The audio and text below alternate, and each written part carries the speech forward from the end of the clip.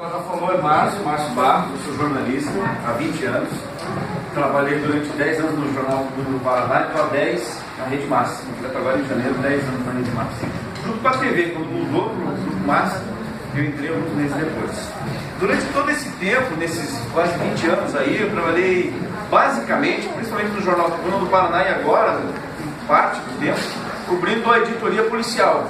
Todo mundo sabe o que é editoria policial, né? Jornal dividido em editorias, esporte e tal. Eu trabalhava lá basicamente na editoria policial, que hoje mudou muito, né? Antigamente o policial era o primo pobre do jornalismo, ninguém queria ir para o policial. Hoje, se vocês assistirem o Jornal Nacional, mais da metade do Jornal Nacional é policial, ou de crimes, ou de crimes de todos os tipos, né? Crimes violentos ou de crimes do colarinho branco e outras coisas mais. Então a gente tem que entender um pouco mais sobre tudo isso. Só que nesse tempo todo eu fiz um apanhado fui fazendo apontamentos de situações e coisas que eu fui vivenciando nessa minha carreira, principalmente relacionadas ao tráfico de drogas. E nessa carreira de 20 anos aí, eu conheci muita gente legal, muita gente ruim. Mas tem algumas coisas que você tem que trazer consigo, né? E uma que eu trago comigo, que se tornou meu amigo, mais do que um colega de trabalho, é o delegado Recalcati. A gente já está junto há algum tempo, eu faço parte, e essa palestra, ela faz parte de um projeto de prevenção ao uso de drogas. E quando você fala drogas, você tem que pensar, ela é dividida em 4 partes.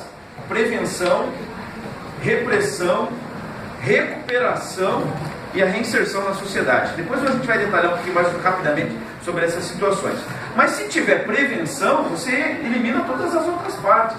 Se tiver prevenção, você não vai ter que ter repressão e nem recuperação, e muito menos a reinserção na sociedade.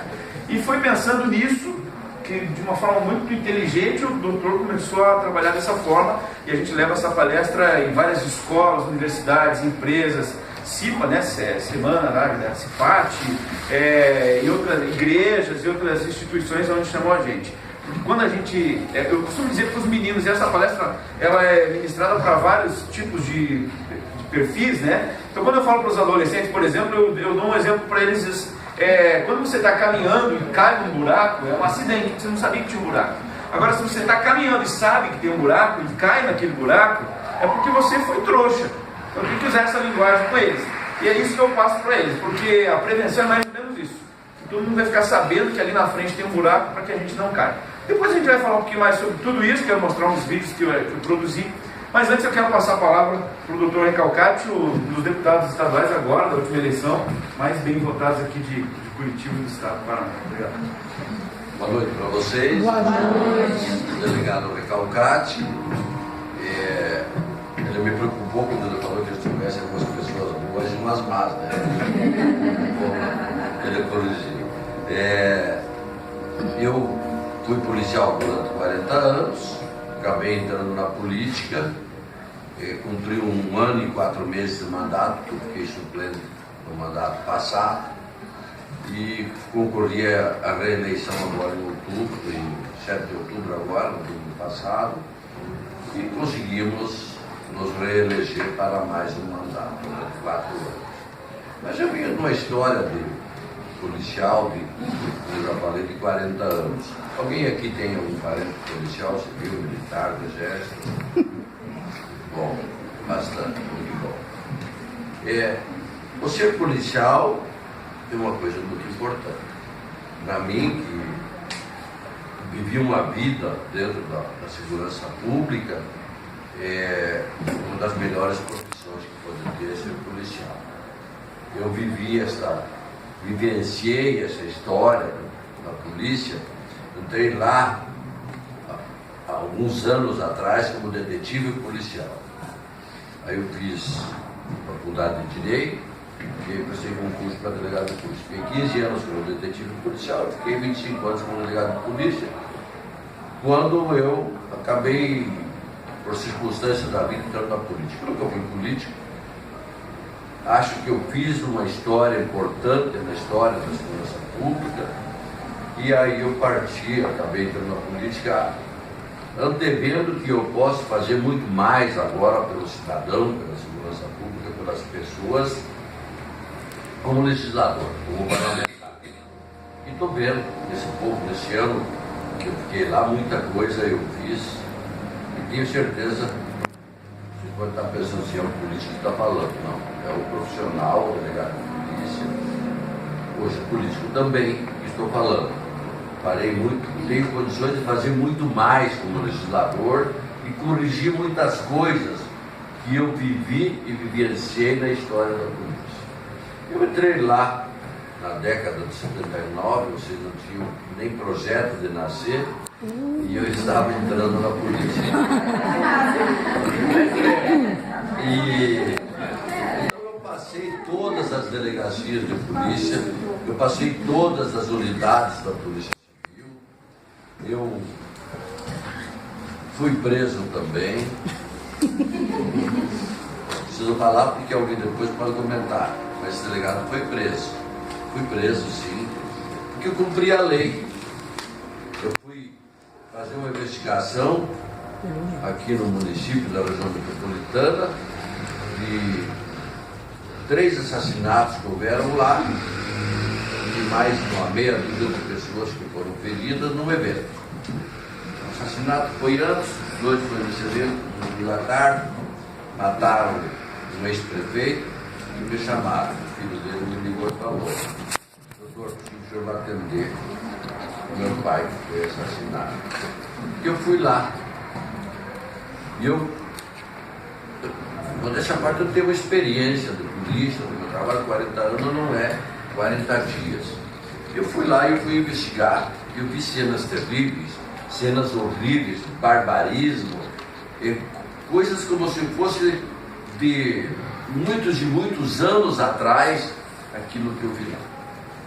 Eu vi os mortos no chão, e eu tentei levantar a história e eu ouvi.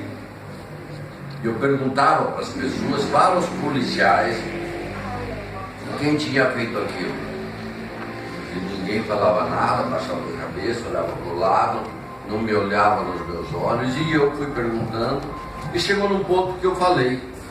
No final já, os focos encolhidos, a polícia por ali, e eu falei assim pro pessoal: eu vou no inferno, literalmente eu falei isso, se eu preciso for para identificar e prender quem cometeu esse barbarismo aqui hoje. Isso foi no domingo à tarde, no campo de futebol, tinha mais de 800 pessoas que os civis não se melindraram de matar. E eu fui lá e levantei a informação e eu fiquei 4 meses trabalhando.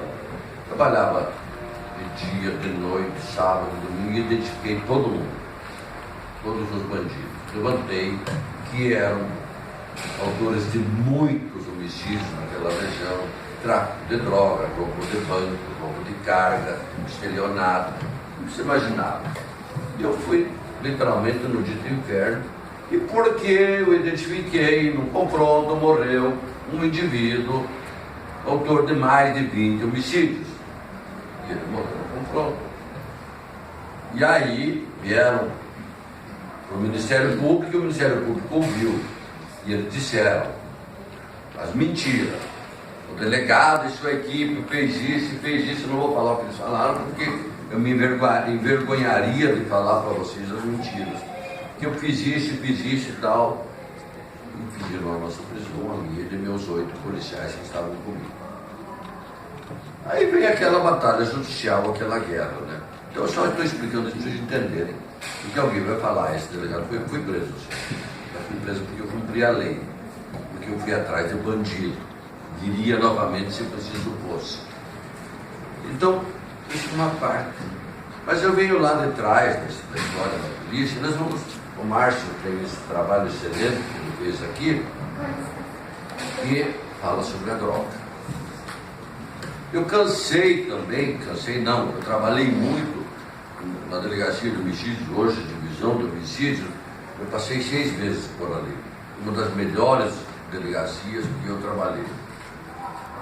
E eu cansei de ir ver locais de morte e encontrava aqui um jovem, na maioria faixa etária de 12 a 18, 19 anos de idade, um pouco mais, às vezes pessoas mais adultas, quando envolvia droga. pobre, lá dos bairros mais humildes, que eram assassinados. Por que eles eram assassinados? O Márcio vai falar na frente, mas eu vou adiantar alguma coisa. Primeiro, porque eu não pagava. Segundo, porque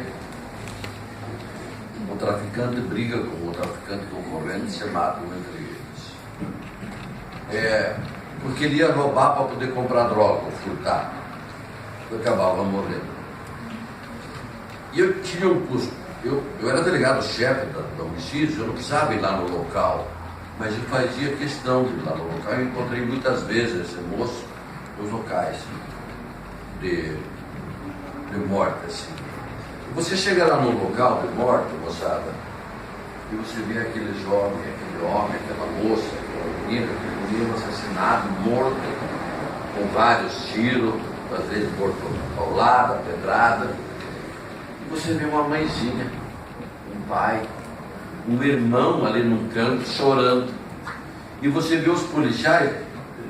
Eu, apesar dos meus 40 anos, sempre, cada vez que eu via uma cena dessa, eu me chocava. Cada vez. E eu vi cenas horrorosas, terríveis na minha vida. Mas eu me chocava vendo aquilo ali. Eu me chocava mais ainda quando eu via aquela mãe, aquele pai chorando. Eu ia lá, pegava a mãe pela mão, tirava ela, levava no canto. Eu dava um abraço para ela e eu dizia: ela mora lá embaixo. Podemos ir na nossa casa, já resolvido o problema aqui, já criminalística, perícia, tudo. E eu ia lá na casinha deles, 3 horas da madrugada, domingo à tarde, sábado de manhã, e eles faziam um cafezinho, tomavam um cafezinho. E isso é uma coisa que nós temos que fazer pelas pessoas. Tentar cuidar das pessoas um pouquinho, porque aquela mãe não pediu para o filho dela entrar na droga. Aquela mãe não pediu para o filho dela ser assaltante. Ela não pediu para ele praticar qualquer tipo de crime. E nós íamos lá e fazíamos isso. Então o crime, a droga, ele avançou.